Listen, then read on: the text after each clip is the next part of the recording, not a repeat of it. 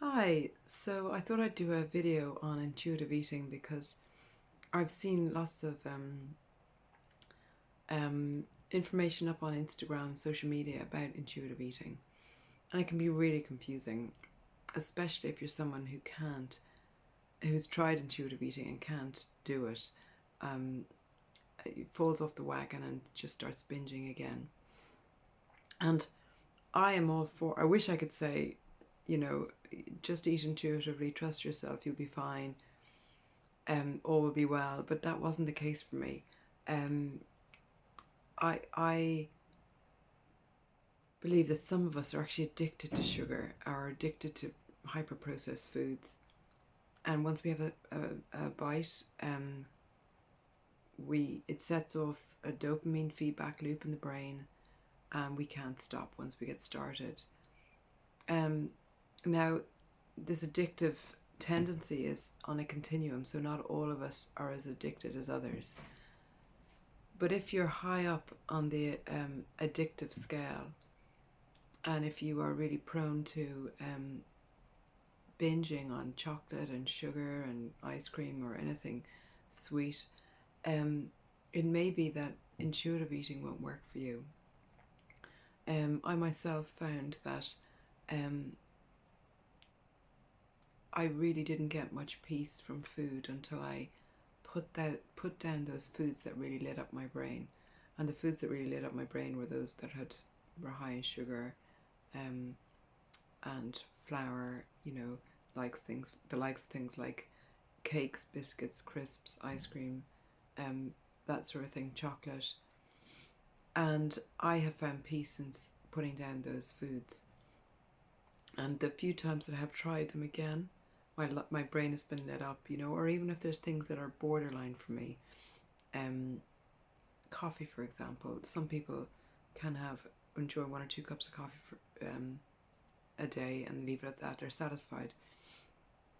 I will just look for more and more and more, and it doesn't bring me any peace. I don't feel like I'm ever satisfied. I just want more. So I don't have coffee, and I don't miss it. I don't want it. I love coffee, but if I don't, if but it, I'm sort of tortured if I have just 1 or 2 cups a day. So I don't go there. So while I believe that intuitive eating definitely, without a doubt, works for a lot of people, there is a subset of us who um, may find it easier to avoid sugar altogether. And I work with a lot of people who are like me, who really struggle with their relationship with food and binging and overeating and food obsession. And um, I find that they do best, um, like me, avoiding those trigger foods, rather than trying to have them in moderation. Um, and it's interesting. I thought maybe that my relationship with food is completely um, governed by sort of maybe psychological issues, or not being able to be present, or maybe because I had other issues going on. And I've been doing this now for 13 years, and a lot of my life has calmed down. A lot of the issues, maybe, or fears that I had at the beginning, my anxiety and my depression, has sort of um, dissolved away. But still, that um, want for food hasn't. Now, want for food, when I say, when I'm on, I don't, on the foods that I eat every day, I don't want any more. But I know that if I have um, food like chocolate or something like that, the my brain gets lit up and I just want more and more of it. So that hasn't actually gone away. It only goes away if I um don't have it, if I don't indulge in it, if I avoid it. And then I have huge peace around it. Don't want it, don't think about it. It's just not on my radar at all.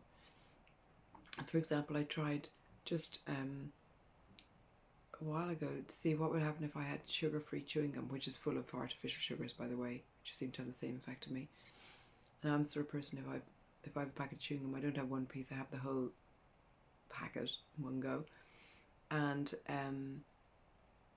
God, I just wanted more and more of it, you know. And every time I went to pay for diesel, I could see it on the counter, and I just wanted to buy some. And I had to go through the when I realized, okay, this isn't good, so I can't just do a little bit in moderation. I decided not to go there anymore, and it was really hard for about maybe a week or two. Every time I went into a garage, I'd see it, I'd want it, I'd be salivating at the sight of it. But deep down, I knew if I just can go through this now and let it pass, it'll go away with time. But if I keep feeding it, i.e., if I keep having the sugar-free chewing gum, the craving will stay there. Now I don't even see the chewing gum when I go in, or if I see it, it doesn't light up my brain like it did.